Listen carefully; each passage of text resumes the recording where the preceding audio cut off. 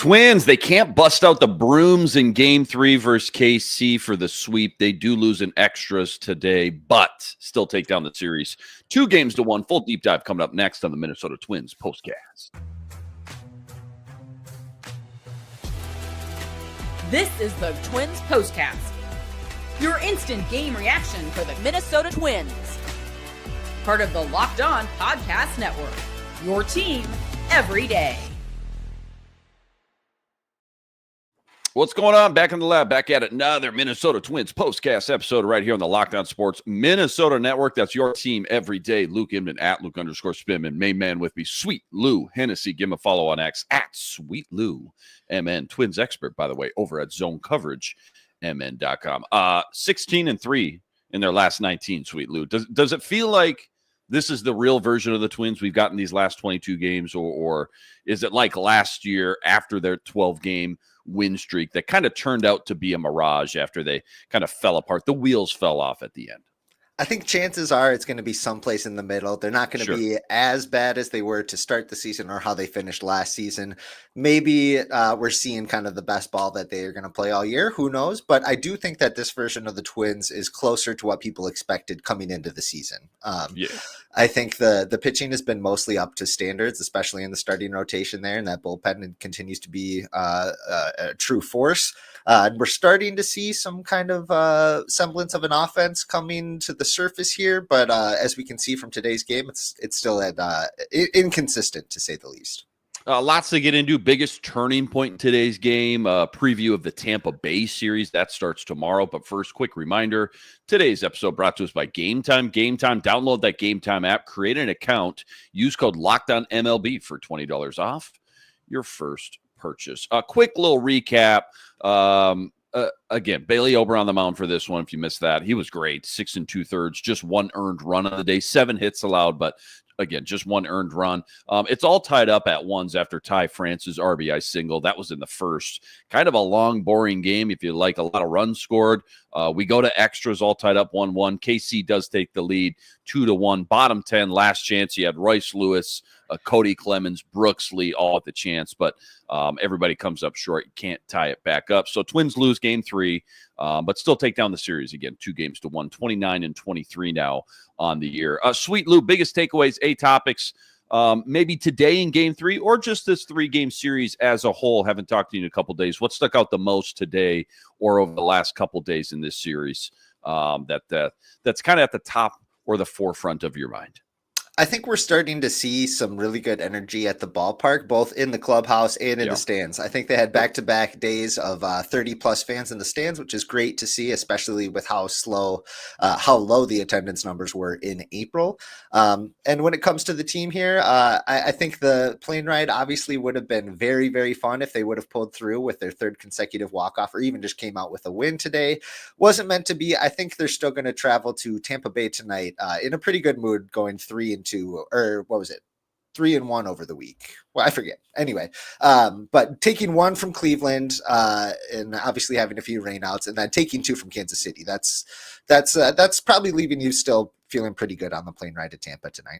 Yeah, everybody we're still confused about that Cleveland series. You had one double header day. You had one that was postponed all the way back to September, I want to say. And then, you take 2 versus KC. So 1-1 versus Cleveland, and then you take 2 out of 3 versus KC for sure. Let's get into the biggest turning point from today's game. Time to reveal where the game was won or lost. It's the turning point. So again, kind of long, boring game, tied up 1 apiece. But from your eyes, right, today's biggest turning point from Game 3, when was it and why? When I was thinking about today's show, I was really hoping that I was going to be able to say the turning point was when Kris Bubic came out of the game. He was really good for the Kansas City Royals. He's been one of the best pitchers in the American League in the month of May so far. I think he's started like 5 games with an ERA under 1, and he looks pretty nasty today. Hence the Twins not being able to tag anything together really. But I think the true turning point, as disappointing as it was right at the end of the game. I was hoping that Brooks Lee was going to be able to pull through. A base hit would have scored 2 there in all likelihood, with Harrison Bader in scoring position 2 at second base. So I think that was the turning point, and the Royals got it done tonight instead of the Twins. Yeah, just looking at the final box score, Twins only 3 hits today. Jeffers 1 for 3, Ty France 1 for 4, and Trevor Larnach pinch hit 1 for 1. Everybody else, Correa 0 for 4, Royce Lewis 0 for 3, Cody Clemens pinch hit 0 for. I guess he got walked, in extras. But sure. Jeff Bry 0 for 3, Brooks Lee 0 for 4. Yeah, a tough day at the plate. As the comments show, offense was dry today for sure, to say the least. Plenty more deep dive nerdy stat of the day. That's all coming up right after this. Quick reminder, today's episode brought to us by FanDuel. FanDuel, America's #1 sportsbook and official sportsbook partner of the MLB. Right now, FanDuel is giving you a chance at a huge return, $200 in bonus bets, guaranteed when you win your first $5 wager. Why I love FanDuel.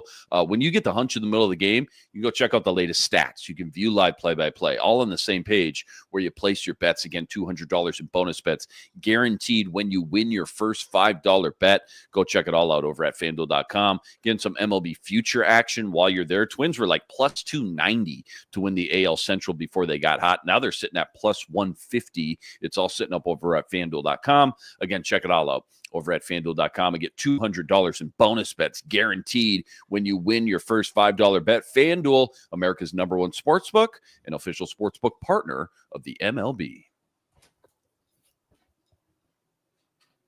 All right, sweet Lou. Nerdy stat of the daytime. Any crazy stat, fun analytic, Twins related, could be about today's game, could be about the series, could be about this, again, 16-3 stretch they've gone over the last 19. What do you got today? Lay it on us. So doing some research for the show, I was looking up some numbers on Bailey Ober, and this comes from our friends over at Inside Edge Baseball. Bailey Ober has a strike rate of 75% when he's behind in the count this season. Wow. So he's able to punch back. You know, he doesn't fall behind in an at-bat very often, and when he does, he's able to get himself back in a competitive position by just getting strikes, getting guys to chase out of the zone. That figure, that 75% figure, is the third highest among all starters in baseball. Right behind him in the fourth spot is Joe Ryan. So it kind of shows that those two are kind of the anchors of the rotation. You can put Pablo in there too. And part of the reason why is because they are able to remain competitive from at-bat to at-bat, pitch to pitch. And for the most part, we saw that from Bailey today. Even the hit that ended his day, he was ahead in the count at that point. It was an 0-2 curveball out of the zone. That's where you want it. And their hitter was just able to, float it over the shortstop there. So it is what it is, but it just shows how good Bailey Ober has been, even when the batter has the advantage. This is what you'll be talking about. So again, you lose today. Never feels good, but just in general, big picture, 16-3 in their last 19 now, Lou. Water cooler talk. What's the Twins group chat, text messages, what's the vibe in those rooms right now when you look at the AL Central and then where the Twins kind of land among that group? Yeah, I think there's a few things that are being talked about at the water cooler. One of them is the health of some of their position players who are on the shelf right now and hopefully on their way back sometime soon. Sounds like Matt Wallner is going to need at least a few more games at the AAA level during his rehab process. So he's not going to travel with the team to Tampa Bay, but he is going to stick with AAA. I think they'll probably want him to play back-to-back games in the outfield. Unfortunately, some rainouts have affected that schedule in the last week for the Saints. And then Byron Buxton is not ready to come back yet, but he is going to travel with the team. So you got to think that he's just waiting for those last couple of tests to pass here. You never know with concussions, especially with somebody who has a history with them in the past, but the signs are looking good for Byron Buxton in that it looks like he's making progress. And if he's traveling with the team, that's a really good sign too. So that's one thing. And I think another water cooler topic has to be who I am calling the bottle rocket, Mr. Cody Clemens. Yeah. Unfortunately, he ended his streak today. He still got on base, but he ended his streak of 5 consecutive games with an extra base hit. He has just been stellar with this Twins turnaround, and hopefully he can keep it up at least for a couple weeks more until some of their stars return to play. Boy, talk about a spark plug, man. I don't know if anybody listening watched the Timberwolves last night. Terrence Shannon Jr. was a big spark plug. Cody Clemens has been the spark plug for the Minnesota Twins that nobody saw coming. Don't go anywhere. Tampa Bay series preview, that's coming up right after this. quick reminder, today's episode also brought to us by Prize Picks. Prize Picks, America's #1 fantasy sports app with more than 10 million members to date. And for me and my money, it's just by far the easiest. It's the most exciting way to get in on all the action while you watch your favorite sports and you watch your favorite players. And it's so simple, too. All you got to do, you pick more or less on 2 or more player stats, and you watch the winnings roll in. Could be strikeouts, RBIs, home runs, stolen bases, you name it, they got it. Take your pick on more or less. Add them to your Prize Picks entry today. Plus, they now offer Apple Pay, quick and easy deposits into your account all season long. Download the Prize Picks app. Use code LOCKEDONMLB for $50 instantly with any $5 wager. All right, new 3-game series starts tomorrow. Tampa Bay. Chris Paddock gets the call for game 1. Number one thing you're thinking about or looking at as the Twins try to stay hot here versus Tampa Bay? Tampa Bay is also pretty hot. They're 7-3 in their last 10 games. They're right at 500. They're in second place in their division behind the Yankees, just 5.5 games back. So they're going to be hungry for a win just as much as the Twins are here. The Tampa Bay Rays, they've always been pretty pesky, I feel like, you know what I mean? They're a low payroll team. They kind of chip away.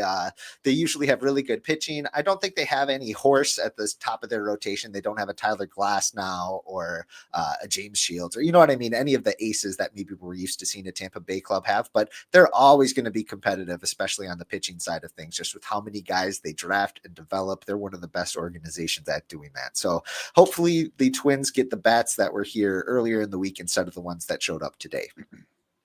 Tampa, winners of 5 in a row as well, just pounced all over Toronto today, 13-0. So yeah, they are without a doubt, to your point, red hot for sure. What else is going on around the league? You know, haven't talked to you in a couple of days. 2 months into the season now, a little bit bigger sample size, but again, still a long way to go. What surprised you the most? Maybe one good, one bad, a specific player, specific team, whatever it may be. Before getting to anything bad, I think there's something historic today that is occurring. O'Neal Cruz of the Pittsburgh Pirates hit a home run 123 miles per hour off the bat. That's a StatCast record. It went out of the stadium into the river there in Pittsburgh. So he broke a record with that. Tarik Skubal of the Detroit Tigers pitched a complete game shutout of Maddox under 100 pitches, struck out 13, and on the last pitch of the game to get his 13th strikeout, he threw the ball 103 miles per hour. Also a record. That's the fastest pitch that a left-handed starting pitcher has ever thrown, at least recorded. So a pretty historic day when it comes to some of this StatCast information that's happening around the league here. So hold on, fastest pitch a lefty's ever thrown, and he did it on the last pitch. A lefty starting pitcher. Yep. Wow, and he did it in the 9th inning. His last out. His last pitch of the game, and he's dominant. He's solidified himself as probably the best pitcher in the American League this year after winning the Cy Young last year. So he could be trouble. Detroit is dangerous, and he is a big reason why. So pretty exciting stuff.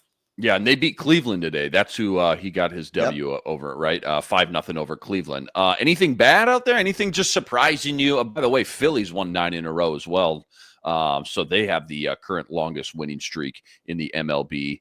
The A's longest losing streak, 11 in a row. They're no Colorado Rockies right now, but the A's for sure. Anything bad, noteworthy that's just kind of been disappointed compared to your preseason expectations? Boy, it's tough to say, but the Baltimore Orioles, after the last, 2 thumpings that the Twins gave them, they are complete. I think they have tied for the worst record in the American League. They were looking like an AL powerhouse for the last few years. And they fired their manager.